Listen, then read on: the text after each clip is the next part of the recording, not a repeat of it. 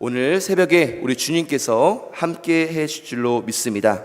우리 담임 목사님께서 강한 태풍이 지금 부산에 상륙했기 때문에 잘 대비하셔서 아무런 피해 없고 넘어가시기를 지금 기도하고 계십니다. 우리 유튜브로 보시는 우리 성도님들, 하나님께서 태풍 가운데서도 보호하시는 하나님이신 줄로 믿습니다. 계속해서 저희는 에베소 3장 1절에서 계속해서 말씀을 보고 있는데요.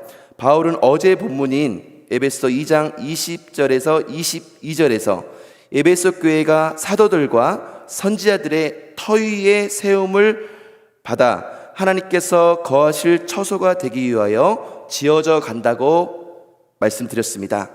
그 다음에는 3장 14절에서 19절의 말씀처럼 바울의 기도로 넘어가는 것이, 그 3장 14절에 19절로 넘어가는 것이 자연스럽습니다.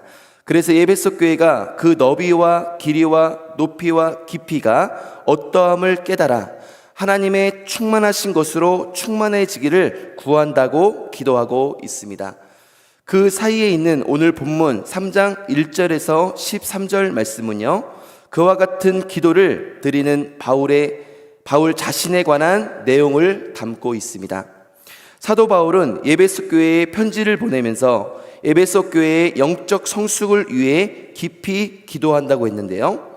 혹시 그 편지를 받는 에베소 교회 사람들이 바울 선생님이 감옥에 있는데 괜찮을까? 라고 걱정할까봐 걱정하지 말라며 중간에 끼워 넣은 듯한 느낌을 받습니다.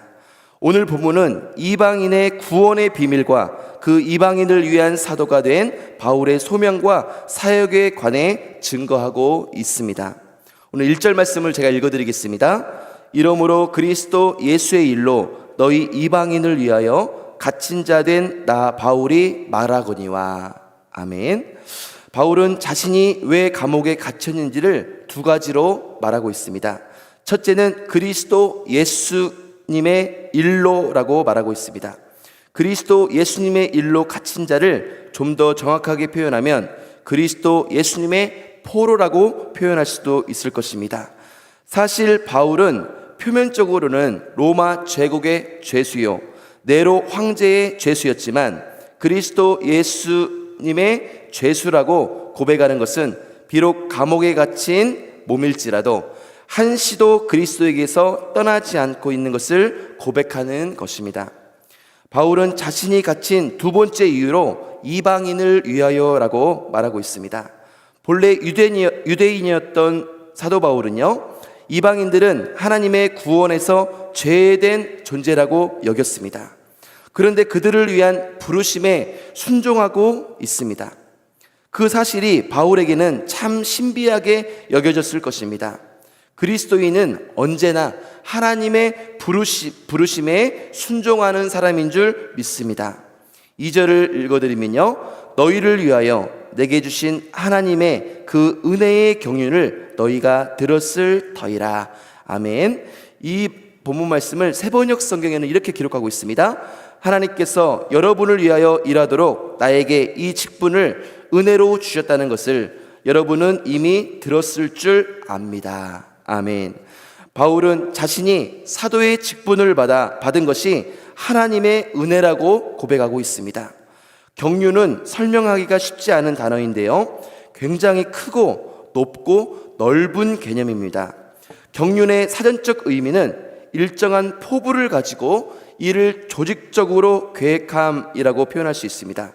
다시 말해 세상을 다스림으로 표현할 수가 있습니다. 예를 들면 서울 유럽에 있는 국가들은 대부분 EU로 묶여져 있습니다. 그렇게 되기 위해서 각 나라의 정상들이 모여서 큰 그림을 그렸을 것입니다. 정치적으로, 경제적으로, 사회 문화적으로, 군사적으로 여러 다양한 부분들을 각각 실무자들이 구체적인 계획을 짜고 법률이나 규칙도 만들었을 것입니다. 그러면 국민은 각국의 정상들이 무슨 내용의 회의를 하고 계획을 했는지 알지 못하지만 그 만남의 실제적인 결과를 누리게 됩니다. 그때 한 프랑스 사람이 어떻게 유럽을 하나로 만들 생각을 했지? 화폐도 같은 것을 사용하고 국경을 통과할 때도 여권도 없이 통과할 수 있구나라고 감탄하며 생각할 수 있습니다. 그 프랑스 사람이 볼 때 각국의 정상들이 모여 이유를 만들 논의를 하는 것을 경륜이라고 말할 수 있습니다. 사도 바울은 에베소 사람 즉 이방인들을 위한 사도가 되었습니다. 자신은 본래 그렇게 될 계획이 조금도 없었습니다. 그런데 이방인을 위한 사도가 되고 보니까 그렇게 자신을 만드신 하나님의 계획과 인도하심, 역사하심이 너무 놀라운 것입니다. 바울은 그것을 하나님의 그 은혜의 경륜이라고 표현하고 있습니다.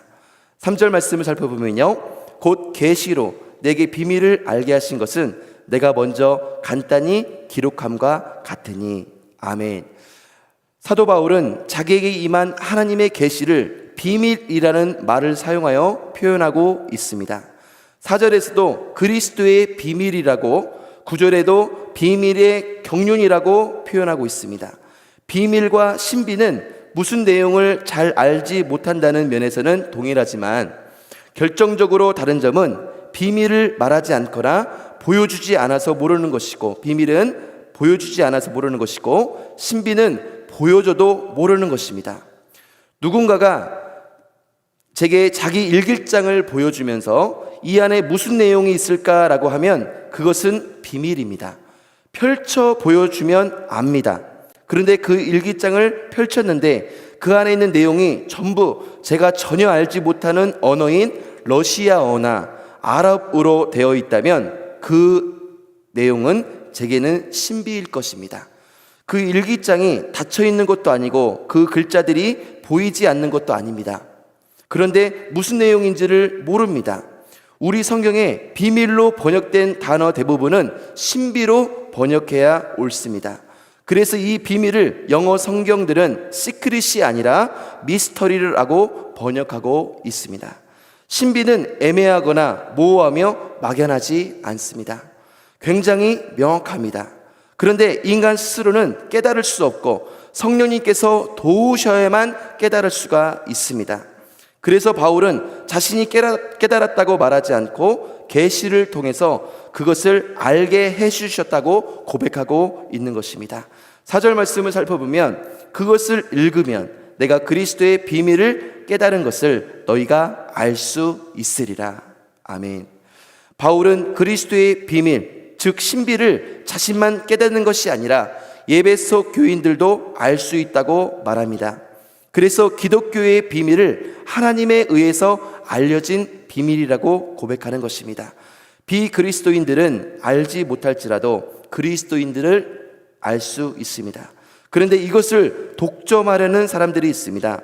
소위 은사를 받았다고 하는 사람들인데요, 자기를 통해서 예언도 오고 영분별도 오고 방언도 옵니다. 심지어 우리들이 알지 못하는 큰 은사를 온다고 말씀하고 있는데요, 그것은 사실입니다. 하지만 하나님께로부터 도구로 사용되어진다는 것을 우리는 깨달아야 됩니다. 모든 능력, 모든 은사, 모든 영분별, 모든 예언은 하나님께로부터 오는 줄로 믿습니다. 하지만 분명한 것은 우리 목사님들이나 선교사님들, 또 많은 사역자를 통해서 반드시 온다는 것입니다. 저는 너무나 안타까운 것은 하나님의 복이 너무나 큼에도 불구하고 정말로 신학적으로 기복신학이라고 표현하여서 그 복을 제한하는 것들을 볼 수 있습니다. 너무나 안타깝습니다. 우리가 복을 주는 것, 목사님의 복을 주는 것은 아니지만 분명한 것은 하나님께로부터 목사님을 통하여 축복을, 큰 축복을 우리에게 주시는 줄 믿으시기 바랍니다. 그것을 믿는 분들은 그 복을 누릴 수가 있습니다. 그 능력을 누릴 수가 있습니다. 그 예언을 누릴 수가 있는 것입니다. 그러므로 저와 여러분은 사모하는 마음으로 그 하나님의 복을 받기 위하여 날마다 부르짖고, 오늘 새벽도 정말 어디에 있든지 하나님께 부르짖어 그 큰 복을 받을 수 있는 영광을 누릴 수 있길 간절히 기도합니다. 5절에서 6절 말씀을 살펴보면요, 이제 그의 거룩한 사도들과 선지자들에게 성령으로 나타내신 것 같이 다른 세대에서는 사람의 아들들에게 알리지 아니하셨으니 이는 이방인들이 복음으로 말미암아 그리스도 예수 안에서 함께 상속자가 되고 함께 지체가 되고 함께 약속에 참여하는 자가 됨이라. 아멘. 바울은 자신이 알게 된 그리스도의 비밀, 즉 신비를 사도들과 여러 선지자는 성령님을 통해서 듣게 되었지만 구약시대의 사람들은 몰랐다라는 것입니다. 그 비밀을 이방인은 예배소 교회 사람들이 듣게 되었으니 그 비밀을 들은 예배소 사람들이 그 비밀을 듣지 못한 구약의 이스라엘 사람들보다 더 복되다는 말을 지금 본문 말씀이 표현하고 있는 것입니다. 그래서 예배소 교회 사람들도 그리스도 예수 안에서 함께 상속자가 되고 함께 지체가 되고 함께 약속에 참여하는 사람이 되었다고 말하고 있습니다. 그리스도의 신비를 깨달은 사람들에게는 유대인과 이방인의 구분이 사라지고 오직 하나님의 백성으로만 남는다는 것입니다. 7절에서 9절 말씀 보면은 바울은 자신의 소명과 사역에 대해서 피력하고 있습니다. 7절 말씀을 살펴보면요, 이 복음을 위하여 그의 능력이 역사하시는 대로 내게 주신 하나님의 은혜의 선물을 따라 내가 일꾼이 되었노라. 아멘. 바울은 누구든지 그리스도의 신비를 깨달아 하나님의 백성이 되게 하는 일에 자신이 일꾼으로 부르심을 받았다고 고백합니다. 그런데 바울은 자신이 그렇게 일꾼이 될 수 있었던 것은 하나님의 능력이 역사하셨기 때문이고 하나님의 은혜의 선물로 인함이라고 고백하고 있습니다. 우리는 이 고백의 의미를 잘 알고 있습니다. 바울은 주님을 따르는 사람이 아니었습니다. 오히려 주님과 주님을 따르던 사람을 향해 살기가 등등하였던 사람이었습니다. 그럼에도 부활하신 주님께서 그에게 나타나셔서 그의 인생의 방향을 바꾸어 주셨습니다. 그러니 하나님의 능력이라고 또 하나님의 은혜의 선물이라고 고백하지 않을 수 없었던 것입니다. 8절 말씀을 살펴보면요, 모든 성도 중에 지극히 작은 자보다 더 작은 나에게 이 은혜를 주신 것은 측량할 수 없는 그리스도의 풍성함을 이방인에게 전하게 하시고. 아멘. 또한 바울은 자신이 이방인에게 복음을 전하는 사도가 된 것이 측량할 수 없는 그리스도의 풍성함이라고 고백하고 있습니다. 또 그런 자신을 표현하면서 지극히 작은 자보다 더 작은 나라고 말하고 있습니다. 이것을 헬라어 문법으로 이중 비교급이라고 표현할 수 있습니다. 모든 성도 중에서 지극히 작은 자라는 말은 가장 작은 자라는 최상급의 표현입니다. 그 사람과 비교해도 자신이 더 작다는 것입니다. 열등 비교로 최상급을 표현하는 말입니다. 하나님께서는 이런 사람에게 최고의 은혜를 주셨습니다. 하나님께서 바울에게 이렇게 은혜를 베푸시는 분이시라면 우리에게도 동일한 은혜를 베풀어 주지 않으시겠습니까? 9절 말씀을 살펴보면요, 영원부터 만물을 창조하신 하나님 속에 감춰졌던 비밀의 경륜이 어떠한 것을 드러내게 하려 하심이라. 드러내다의 문자적인 뜻은 빛을 비추어 주다라는 뜻입니다. 바울은 자신이 부르심을 받은 1차적인 이유가 그 눈을 뜨게 하여 어두움에서 빛으로 들어오게 하기 위함이었습니다. 세상에서 아무리 많은 것을 가진 사람일지라도, 아무리 높은 자리에 있을지라도, 아무리 화려한 삶을 살아도 주님을 향한 눈뜸이 없으면 이 인생은 어두움입니다. 자신이 어둠이었다는 것은 빛이신 주님을 인격적으로 만나고 나면 아주 또렷하게 확인하게 됩니다. 10절에서 13절 말씀에서는 하나님의 구속의 지혜에 대해서 증거하고 있습니다. 10절 11절 말씀을 살펴보면 이는 이제 교회로 말미암아 하늘에 있는 통치자들과 권세들에게 하나님의 각종 지혜를 알게 하려 하심이니 곧 영원부터 우리 주 그리스도 예수 안에서 예정하신 뜻대로 하신 것이라. 아멘. 교회는 우리 자신들입니다. 하나님의 구원의 신비한 경륜은 그리스도 안에서 예정하신 뜻대로 하신 것이라고 합니다. 어떤 사람이 인생의 중간에 혹은 늦게 예수 그리스도를 믿게 되었다면 그것이 그때 우연히 이루어진 일이 아니라 하나님께서 그때가 될 때까지 기다리시고 역사하셨다는 의미입니다. 간혹 늦게 신앙생활을 시작하신 분이 이렇게 말씀하시는 것을 들을 때가 있습니다. 예수님 믿는 것이 이런 것인 줄 알았다면 좀 일찍 교회에 다닐 걸, 과거에 교회에 나가자고 할 때 그때 나갔으면 얼마나 좋았을까, 이렇게 고백하는 모습을 볼 수 있습니다. 지난 주일날 담임 목사님께서 구원데이를 선포하셨습니다. 우리가 이젠 하나님 말씀을 들고 밖으로 나가 외칠 때 우리의 생각대로는 누가 이 복음을 들고 믿을까라고 생각이 들지 모르지만, 분명 오늘 제가 예를 들었던 것처럼 이 복음의 말씀을 간절히 기다리는 사람이 있다라는 것입니다. 그래서 보물은 때로는 어떤 사람은 보물찾기라고 표현하고 있습니다. 보물을 어디에 숨겨두는지 우리는 모르지만 보물을 찾다 보면, 숲을 헤치다 보면 보물을 발견할 수 있는 것처럼 분명히 하나님께서 예비된 영혼을 우리에게 심겨져 놓았다는 것입니다. 그 영혼이 누군지는 우리 알 수 없지만 숲을 헤치듯이 많은 사람들에게 복음을 전하면 분명히 하나님이 예비해 놓은 귀한 영혼을 만날 수 있다는 것입니다. 그러면 그 영혼을 우리 정말로 초청주일에 초청하여 하나님께 영광 돌리는 저와 여러분 되시기를 간절히 축복합니다. 12절 말씀에 보면은 우리가 그 안에서 그를 믿음으로 말미암아 담대함과 확신을 가지고 하나님께 나아감을 얻느니라. 아멘. 교회인 우리 각자가 그리스도를 믿음으로 말미암아 하나님께 나아갈 수 있게 되었습니다. 눈치를 보거나 쭈뼛쭈뼛할 필요도 없습니다. 담대함과 확신을 가지고 나아갈 수 있는 것입니다. 특히 담대함은 말을 자유롭게 하는 담대함입니다. 우리는 예수 그리스도로 말미암아 하나님과 독대해서 말할 수 있는 존재가 되었다라는 것입니다. 사랑하는 성도 여러분, 만약 대통령과 독대하여 말할 수 있다면 얼마나 영광스럽겠습니까? 정말로 그럼에도 하물며 대통령과도 이렇게 영광스러운데 하물며 만물을 지으신 살아계신 하나님과 독대할 수 있는 존재가 바로 우리라는 사실은 얼마나 영광스럽겠습니까? 이 영광을 날마다 누릴 수 있는 저와 여러분 되시기를 축복합니다. 13절 말씀을 보면은 그러므로 너희에게 구하노니 너희를 위한 나의 여러 환난에 대하여 낙심하지 말라. 이는 너희의 영광이니라. 아멘.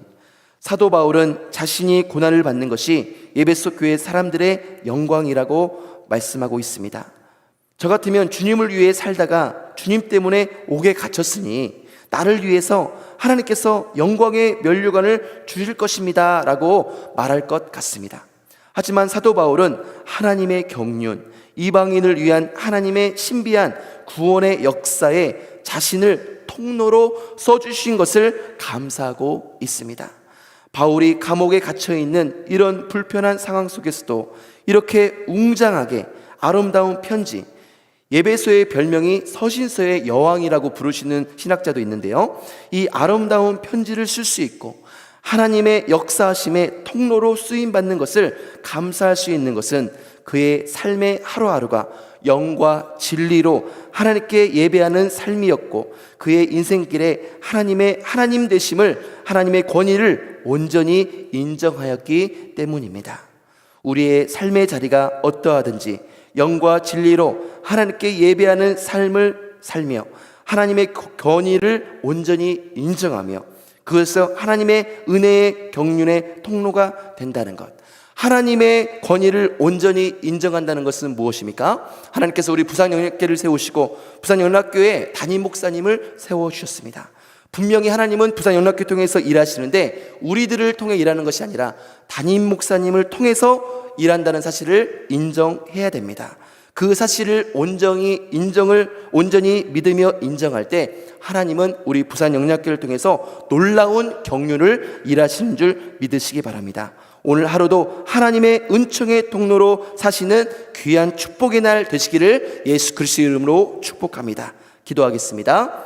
하나님 아버지, 하나님의 생각은 우리의 생각과 다르시며 하나님의 길은 사람의 길과 다르다는 것을 깨달았습니다. 그것은 하늘이 땅보다 비교할 수 없이 높듯이 하나님의 생각은 우리의 생각보다 높고 하나님의 길은 사람의 길보다 높으십니다. 사도 바울이 정말로 영어의 몸이 되어 있을지라도 하나님의 경륜의 은혜의 통로가 된 것을 감사하듯이 우리도 하나님의 통로로 살아가기를 소망하게 하시고 하나님의 통로됨을 감사하게 하여 주시옵소서.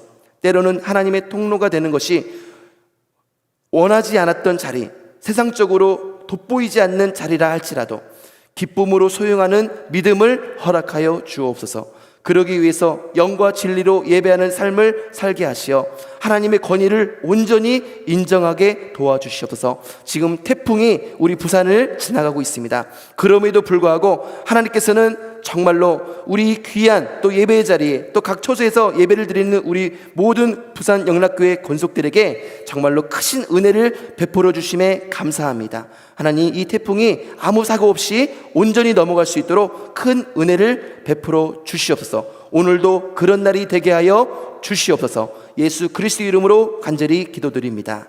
아멘.